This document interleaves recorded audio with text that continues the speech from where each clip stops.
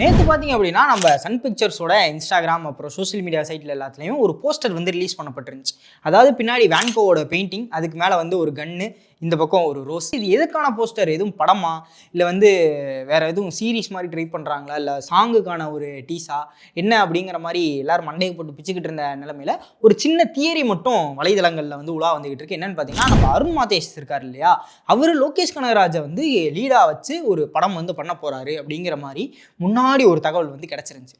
அந்த படத்துக்கான ஒரு அப்டேட் தான் இது அப்படிங்கிறது மாதிரி ஒரு தியரி வந்து போய்கிட்டு இருக்கு. இது ஒரு 80% உண்மை அப்படிங்கிற மாதிரி எடுத்துக்கலாம்னு வைங்களேன். ஏன்னா ஃபேன்ஸ் எல்லாருமே இதான் தான்ப்பா இருக்கும் அப்படிங்கிற மாதிரி பேசிக்கிட்டு இருக்காங்க.